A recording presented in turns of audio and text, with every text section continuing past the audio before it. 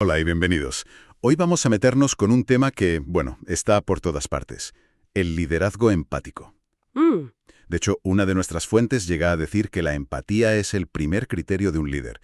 Y a primera vista, pues, parece sencillo, ¿no? sí, parece obvio. Conectar con la gente y ya está. Exacto. Pero al preparar el análisis de hoy, lo que ha surgido es una idea mucho más, no sé, paradójica. Ya. La propuesta es que, para entender de verdad a los demás, el viaje no es hacia afuera, es todo lo contrario, Hacia adentro. hacia adentro. Tienes que emprender un viaje que es infinitamente más difícil, el de entenderte a ti mismo. O sea que la clave no es mirar por la ventana, sino mirarte en un espejo, con una honestidad brutal. Exacto. Y esa es la gran provocación que plantean las fuentes hoy. Sugieren que la empatía no es una de esas habilidades blandas que aprendes con 3 trucos en un seminario. Para nada. Es el resultado de un trabajo interior profundo y a veces muy incómodo. Es la diferencia fundamental entre la percepción y la realidad, entre actuar como un líder y simplemente serlo. Vale, pues empecemos por ahí, por esa idea del espejo. Una de las fuentes cita al autor bíblico Santiago, que habla de esa persona que se mira en un espejo y, en cuanto se da la vuelta, se olvida de cómo es. Suena simple, pero en la práctica, ¿quién hace eso? ¿Qué nos impide sostener esa mirada? ¿Por qué es tan difícil? Hay un ejemplo fantástico sobre esto del entrenador de fútbol americano Tony Dungy. Ajá, Él siempre hablaba con sus jugadores de la diferencia entre percepción y realidad. La percepción era su reputación, lo que decía la prensa de ellos, la imagen que proyectaban. lo de fuera. Justo. Y la realidad era lo que se veía en las grabaciones de los partidos. Sus errores, sus aciertos, sus limitaciones. Y Dungy decía que no se podía ganar basándose en la percepción. Tenían que enfrentarse a la cruda realidad de quiénes eran en el campo. Pero, a ver, una pregunta. ¿No es la percepción parte del trabajo de un líder? Se supone que tienes que gestionar tu imagen, proyectar confianza. ¿No hay un riesgo en obsesionarse solo con la cruda realidad? Es una pregunta clave. El problema no es la percepción en sí, sino sobre qué está construida. Vale, Si tu imagen pública está construida sobre una base sólida de autoconocimiento, de haberte enfrentado a esa realidad en el espejo, entonces es auténtica y resistente. entiendo. Pero si la percepción es solo una fachada, una versión idealizada que has creado para buscar el aplauso, entonces es increíblemente frágil. Se derrumba al primer golpe. Claro. Evitamos el espejo porque la validación de fuera es... es adictiva y mucho más cómoda que la verdad de dentro. O sea que si tu propio espejo está empañado por el autoengaño o por esa necesidad de aprobación, es imposible que veas a los demás con claridad. Imposible. Los verás a través de ese mismo filtro. Justo. No puedes reconocer el miedo en otra persona si no has hecho las paces con el tuyo. Para llegar a lo que otra fuente describe como una mente en calma que solo refleja paz, primero tienes que acallar todo ese ruido interior. El ego, la inseguridad, La necesidad de tener razón. esa sobre todo. Sin esa quietud interna, es imposible estar de verdad presente para otra persona. El espejo exige que nos detengamos. Claro, pero todo este trabajo interior suena largo. Suena a que requiere tiempo y esfuerzo. Y hoy en día todo el mundo quiere resultados para ayer. Totalmente. No me extraña que la gente busque atajos. Y una de las fuentes, de Robert Greene, advierte precisamente sobre eso, ¿no? Sí, es que Green da en el clavo. Dice que el deseo de atajos nos hace, y cito, fundamentalmente inadecuados para la maestría en cualquier campo. Y esto se aplica a la perfección a la empatía. Queremos el truco rápido. Queremos las 5 frases que demuestran que te importa. El manual de escucha activa en 2 pasos. Pero las fuentes sugieren que todo eso es una cáscara vacía, si no hay sustancia detrás. Es pura apariencia. Es como aprender a tocar las notas de una sonata de Mozart sin entender la música. Suena, pero no conmueve. Y el ejemplo perfecto de esto que mencionas es esa historia de los jugadores de baloncesto, David Robinson y Tim Duncan. Es fascinante. Es increíble. En su discurso del Salón de la Fama, Duncan dijo que no recordaba ni una sola conversación específica sobre liderazgo con Robinson. Ni una. Uf, Eso es demoledor para cualquiera que venda cursos de liderazgo. ¿Qué nos dice eso? ¿nos dice algo fundamental? Que el impacto de Robinson no vino de lo que le dijo a Duncan, sino de quién era Robinson. Claro. Duncan recordaba su ética de trabajo, cómo trataba a su familia, su integridad. La empatía y el liderazgo de Robinson no eran una actuación que ponía en marcha en el vestuario. Era algo que emanaba de su carácter. Ya había hecho el trabajo del espejo.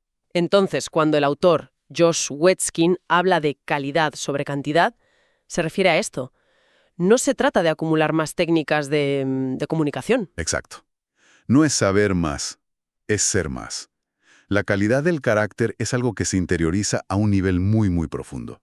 No se puede fingir. No. Puedes fingir que escuchas durante 5 minutos, pero no puedes fingir integridad durante 5 años. Tarde o temprano, la realidad se impone. Vale. Si no hay atajos, entonces el único camino es la preparación. Hay un proverbio africano en las fuentes que dice: el mañana pertenece a quienes se preparan para él hoy. Pero esta preparación no suena a leerse un libro el fin de semana. ¿Cómo es esa preparación en la práctica? La preparación, según sugieren estas fuentes, no ocurre cuando el mar está en calma. Ya. Otra de las notas lo dice sin rodeos. Aprende a navegar tu barco en tiempo de tormenta. El verdadero carácter, la verdadera empatía, no se forja en la comodidad, sino en la dificultad. ¿En la crisis? En la crisis, en los fracasos, en los momentos de máxima presión. Esos momentos no solo nos ponen a prueba, nos revelan, muestran si hemos hecho ese trabajo interior o si solo íbamos de farol. Pero nadie quiere una tormenta. O sea, las fuentes están sugiriendo que un líder debería buscar activamente las crisis. Suena un poco destructivo. No, a ver, no se trata de buscar la tormenta, sino de no desperdiciarla cuando llega. Entiendo. Es entender que esos momentos de adversidad son el gimnasio del carácter. Y la preparación también implica algo más sutil, aprender a escuchar los susurros del universo, como dice una de las notas.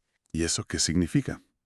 Se refiere a esa intuición, a esa sabiduría que solo emerge cuando renunciamos a nuestra necesidad de tenerlo todo bajo control, cuando dejamos de imponer y empezamos a escuchar. Puedo imaginar a alguien escuchando esto y pensando: no tengo tiempo para escuchar susurros, tengo que entregar resultados y cuidar de mi equipo.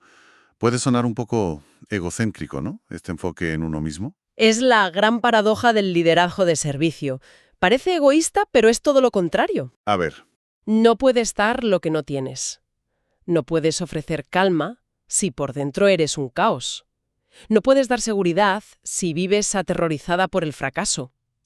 La idea de sacrificar el yo por el nosotros es muy noble, pero primero necesitas construir un yo sólido, seguro y con recursos que merezca la pena ofrecer. Claro, no se puede servir desde el vacío. Exacto. Entiendo el trabajo interno. Pero en algún momento todo esto tiene que traducirse en acciones. Hablemos de donde la empatía se pone en juego a diario. La comunicación. El campo de batalla. ¿Cómo cambia todo este trabajo interior la forma en que un líder habla y escucha? Cambia por completo el objetivo de la comunicación. Y las fuentes destacan varios principios. El primero, que es crucial, es la necesidad de crear una terminología común. Vale, ponme un ejemplo práctico. Un miembro del equipo dice: estoy sobrepasado. ¿Cuál es la diferencia en la respuesta? Pues mira, el manager estándar asume lo que sobrepasado significa, probablemente basándose en su propia definición. Claro. Dirá algo como: vale, entiendo, prioriza esto y deja lo demás. El líder empático entiende que sobrepasado puede significar 1000 cosas distintas. Ajá. Para uno puede ser: tengo demasiadas tareas. Para otra: no me siento capaz de hacer esto bien. Y para una tercera: estoy agotada y necesito un descanso. Vale. Así que, en lugar de asumir, pregunta: ¿qué significa sobrepasado para ti ahora mismo? Ayúdame a entender qué aspecto tiene. Pasa de la solución a la comprensión. Y las fuentes también hablan de la diferencia entre un diálogo real y, dos monólogos paralelos. Sí. Todos hemos estado en reuniones así, donde la gente no responde, sino que espera su turno para soltar su idea. Exacto. Eso es un combate de egos, no una comunicación.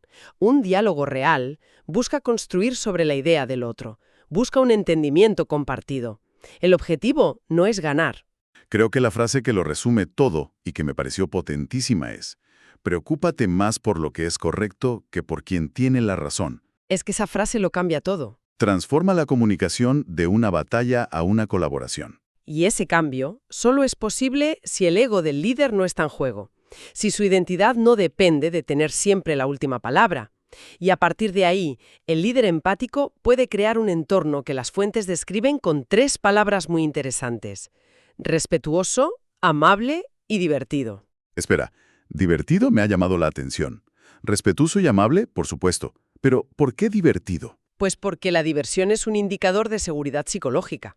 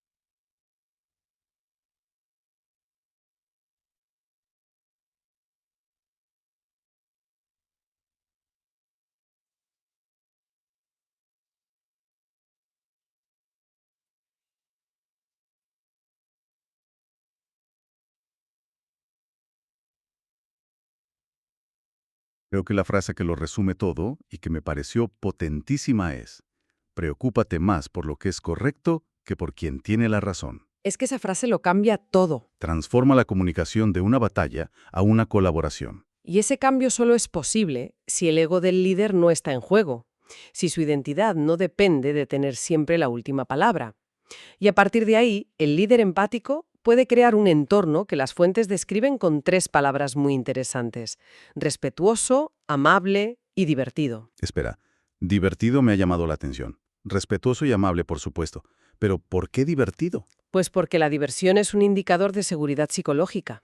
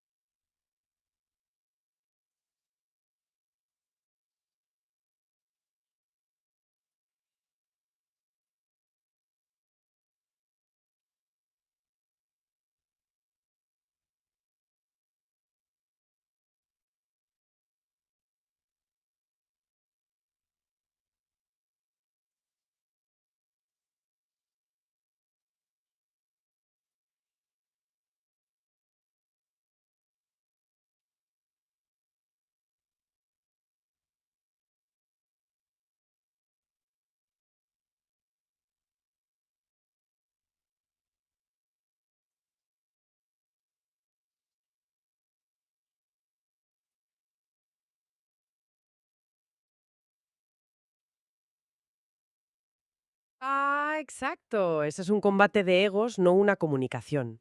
Un diálogo real busca construir sobre la idea del otro. Busca un entendimiento compartido. El objetivo no es ganar. Creo que la frase que lo resume todo y que me pareció potentísima es: preocúpate más por lo que es correcto que por quien tiene la razón. Es que esa frase lo cambia todo. Transforma la comunicación de una batalla a una colaboración. Y ese cambio solo es posible si el ego del líder no está en juego, si su identidad no depende de tener siempre la última palabra. Y a partir de ahí, el líder empático puede crear un entorno que las fuentes describen con 3 palabras muy interesantes: respetuoso, amable y divertido. Espera, divertido me ha llamado la atención. Respetuoso y amable, por supuesto. Pero ¿por qué divertido? Pues porque la diversión es un indicador de seguridad psicológica, cuando la gente puede bromear, reírse de sus propios errores, disfrutar del proceso. Significa que no tienen miedo. Significa que el aprendizaje es más importante que la apariencia. Claro, donde no hay diversión, hay tensión. Exacto. Y en un entorno tenso, la vulnerabilidad y la honestidad, que son primas hermanas de la empatía, no pueden florecer. Tiene todo el sentido. Y esto nos lleva a un equilibrio que mencionan, que debe ser increíblemente difícil de mantener. La idea de empujar a la gente a crecer, manteniendo estándares altos, y al mismo tiempo construirla, dándole apoyo. Es el verdadero arte del liderazgo. La empatía sin exigencia se convierte en simple permisividad, en un buenismo que no ayuda a nadie a crecer. Y al revés es tiranía. Y la exigencia sin empatía es tiranía, es brutalidad. El líder que ha hecho su propio trabajo en el espejo conoce ese equilibrio porque lo ha tenido que aplicar consigo mismo. Ha aprendido a ser exigente con sus propios estándares y a la vez a ser compasivo con sus propios fallos. Al final todo parece volver a esa frase que se repite como un mantra en las notas. No hables de ello, vívelo. Don't talk about it, be about it. Exacto. Desde los estoicos hasta Hemingway o el ejemplo de Robinson, todos apuntan a que los valores no sirven de nada si no se encarnan en el día a día. Totalmente. Aquí es donde la empatía deja de ser un concepto y se convierte en acción. Y las fuentes lo resumen en varias ideas muy potentes. La primera, trabaja por una causa, no por el aplauso. Cuando tu motor es la misión, el propósito, la empatía surge de forma natural. No es una herramienta que usas para que la gente te quiera, es la consecuencia de un compromiso compartido. Vale. La segunda. La segunda es, vive para expresar, no para impresionar. Esto va de autenticidad frente a imagen, de ser la misma persona cuando te miran y cuando no. Ya. Y luego está la prueba de fuego, la que me parece definitiva. No te esfuerces porque tu presencia se note, solo haz que tu ausencia se sienta. Uf, esa es una vara de medir altísima. Y un poco intimidante. La pregunta implícita es, cuando no estás, la gente echa de menos tu criterio, tu apoyo, tu calma. O simplemente. O simplemente se dan cuenta de que el espectáculo ha terminado y pueden relajarse. Exacto, y conecta de nuevo con Tim Duncan. Él nunca buscó el foco, dominaba desde una excelencia silenciosa casi minimalista. Una de las notas lo define como maximizar el minimalismo. Me encanta. Es quitar todo lo que sobra, el ruido, la performance, la pose, para que solo quede la esencia. Cuando conoces tu propia esencia, eres capaz de conectar con la esencia de los demás. A modo de resumen, entonces, el viaje que proponen estas fuentes es revolucionario, en cierto modo. Le da la vuelta a todo. Le da la vuelta. Nos dice que la empatía, ese primer criterio del liderazgo, no empieza por un curso de escucha activa, sino por el trabajo valiente, y a menudo doloroso, de mirarse al espejo, de afrontar la realidad de quiénes somos y de construir un carácter sólido de dentro hacia afuera. Y todo culmina en esa frase de Simon Sinek que lo ata todo de forma magistral. Seamos todos los líderes que desearíamos haber tenido. Es potentísima. Es que es muy potente porque apela a una experiencia universal. Todos, sin excepción, sabemos cómo se siente la falta de un buen liderazgo. Conocemos el vacío que deja un jefe que no te ve, que no crea un entorno seguro. Que se preocupa más por tener razón que por hacer lo correcto. Justo. La misión que nos proponen las fuentes es, por tanto, encarnar lo opuesto. Las fuentes nos han hablado mucho de ese espejo en el que a menudo evitamos mirarnos. Para quien nos escucha, quizá queda una reflexión final en el aire. ¿Qué hay en ese reflejo, en esa realidad propia, que se ha estado evitando? Y que podría cambiar si por una vez, en lugar de darnos la vuelta, nos detuviéramos a mirar de verdad.